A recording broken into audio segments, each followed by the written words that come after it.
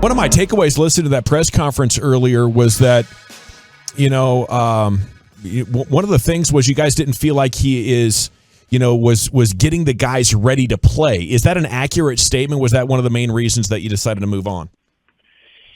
Yeah, I mean, it's a variation of that. Listen, Woody is as tireless a worker as you're going to find. He does not shy away from a challenge. He is all about kind of putting in hours and encouraging the players to do it. I think there's different styles, right? There's different ways to get to the same goal. Some clubs are tighter, more rules and things like that. Some clubs are looser, and you can get to the same point, get to have a successful club. We're going about either way. I think where we felt we are right now, we're coming together. There's some positives. We felt like from a stylistic standpoint and helping the players, we felt like there was an opportunity to kind of tighten some things up right now. And so that's really, that's kind of how I would answer that question. Absolutely love Woody, love what he's brought to the club. It's a really challenging call, an emotional one because we're close, but that's why, in essence, we made this decision. We think that there's a different style needed to push the players and push us closer to where we need to be. JD, this weekend was important for the organization. The Hall of Fame weekend, you took 2 of 3 against the Mariners. This was probably a decision that you guys had been thinking about for some time, but why now? I think that was probably the question that we saw the most when the news came down today is why today, after maybe winning a series against a division opponent that you struggled against, versus doing it earlier or maybe waiting to see if this success could continue for Chris Woodward? Yeah, so great question. We did not take the timing lightly. We had a lot going on with the draft, the trade deadline, and the Hall of Fame weekend, and really we were, there was an evaluation at all times going on, really for all of us, myself included. CY and I had talked about, let's wait until after the Hall of Fame stuff to really sit down and go through it.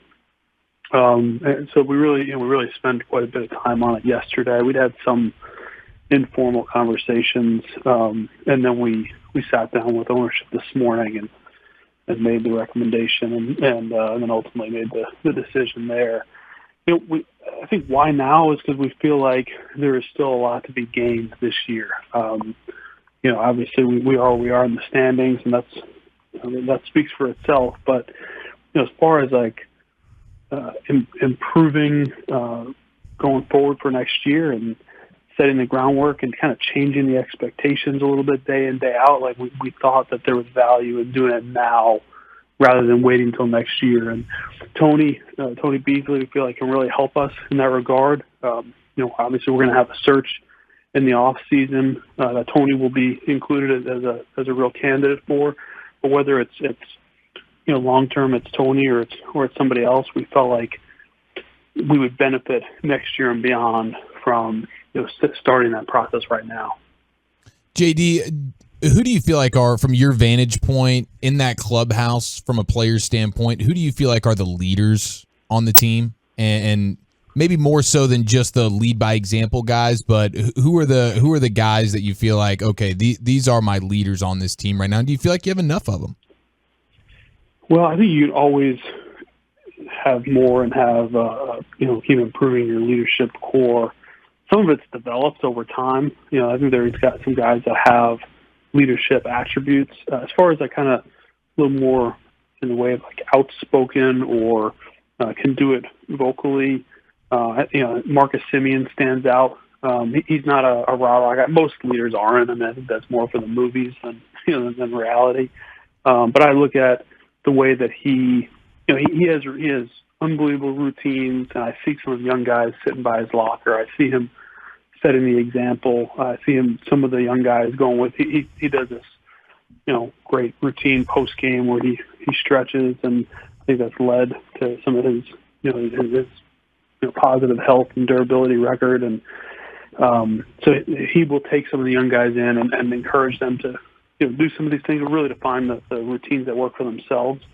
Corey, you said Corey Seager is really intense in his preparation and how he goes about it, and he is probably more of a lead by example kind of guy. Cole Calhoun's another guy that can be vocal in how he goes about his business.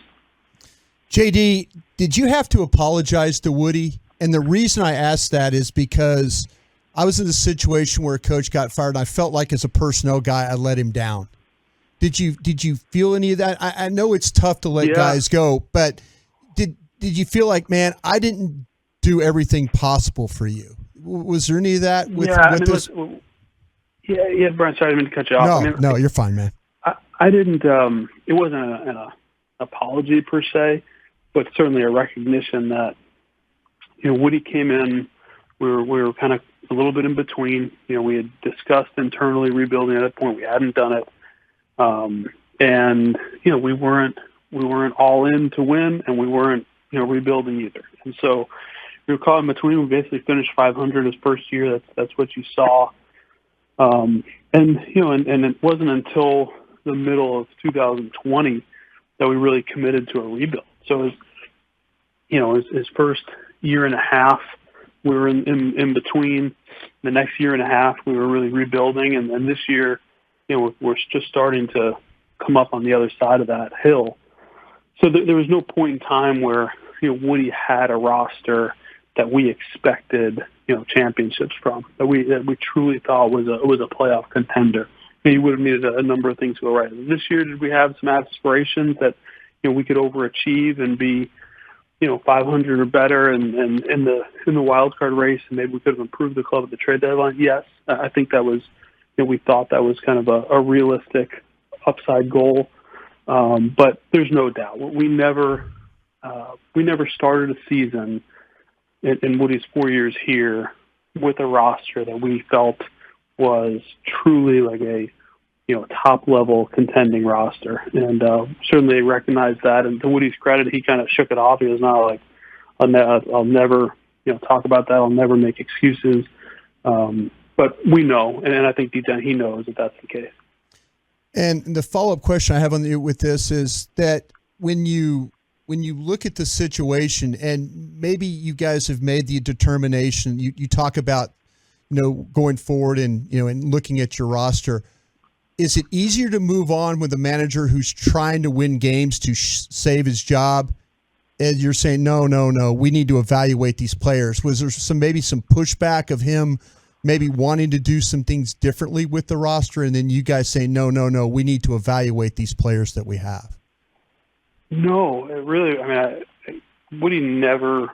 He gave his opinion on players, whether he thought that they were, capable or not, and whether he thought that they were coachable or not.